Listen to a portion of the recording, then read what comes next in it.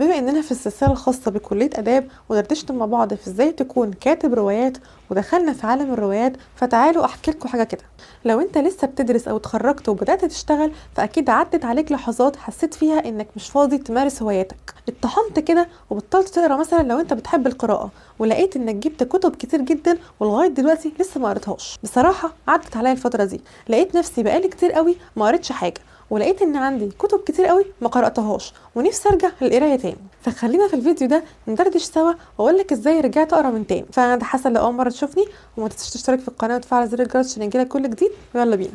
انا جيت حللت يومي، لقيت ان في فتره محترمه كده قبل النوم بستهلكها على شاشه الموبايل تحت مسمى اني بفضي دماغي اخر اليوم. هو مش عيب طبعا ان الواحد يفضي دماغه قبل النوم خالص، بس دراسات كتير جدا اتعملت بتقول ان استهلاك الشاشه كتير قبل النوم مش صحي خالص لدماغك وبيأثر على نومك وبتصحى تعبان ومرهق. ده غير انك غالبا بتستهلك الشاشه في فيديوهات قصيره، وده برضو مش صحي لان استهلاك المقاطع القصيره دي بيأثر على التركيز برضو حسب الدراسات الحديثه. فقلت لنفسي طالما بنفضي دماغنا فليه ما نقراش قبل ما ننام ونقلل استهلاك الشاشه قبل النوم، فبالتالي مخنا يرتاح كويس. جبت اباجوره كده حطيتها جنبي وبطفي النور واشغل الاباجوره واقرا شابتر مثلا من الروايات اللي هوريها لكم دي. كنت جبت الروايات دي من كذا سنه واتركنت، وفي منهم كتير قوي لسه ما قريتهمش. في دي هيكوري ديكوري دوك، شيرلوك هولمز برضو، ديث كامز تو ذا اند لاجاثا كريستي، نون او ميم لاجاثا كريستي، ابجديه القتل لاجاثا كريستي. بصوا انا بحب الروايات البوليسيه قوي وبحسها مهدور حقها ومحدش بيهتم بيها.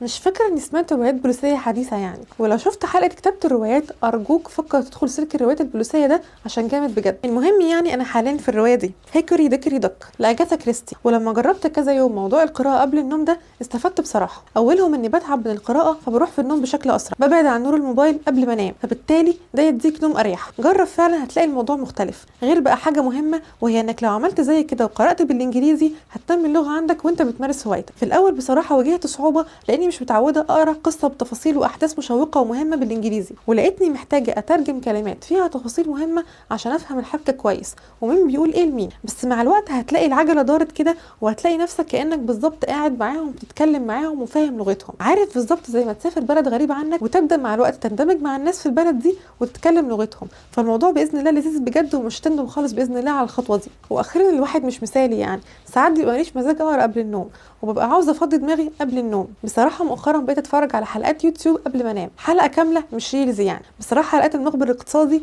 بقيت مدمناها قبل النوم، هي والمخبر الاقتصادي بلس. حلقات لذيذه وممتعه وفيها معلومات مهمه يعني كانك بتقرا كتاب بالظبط قبل النوم. وقبل المخبر الاقتصادي كنت بتفرج على حلقات عبد اللطيف، خصوصا سلسله الارض المقدسه اللي قناته منفرده بيها وبتشرح التاريخ بتاع الارض باسلوب رائع جدا، بالاضافه لحلقاته التانيه اللي هي حلوه وبرده مفيده. ده لو انت تضطر تستهلك شاشه الموبايل قبل ما تنام، فممكن تشوف حاجات من دي كانك بتقرا كتاب بالظبط. الخلاصه انك ممكن ترجع تمارس هواياتك من تاني لو قللت الفتره اللي بتقعد فيها على الموبايل شويه. مش بقولك تنفصل عن الواقع، لا، مهم طبعا تتابع اللي بيحصل حواليك، لكن بقولك انك ممكن تفصل دماغك بحاجات حلوه وممتعه غير استهلاك المقاطع القصيره اللي غالبا مش مفيده في حاجه. فعاوزاك تقولي ايه نوع الروايات اللي بتحبها، ولو انت مدمن روايات بوليسيه زيي فعرفني فيك تحت في الكومنتات وقولي ايه اكتر روايه بتحبها. ولو عجبتك الحلقه ما تنساش تعمل لايك وتشترك في القناه وتفعل التنبيهات، واشوفك باذن الله في حلقات جديده. والسلام عليكم.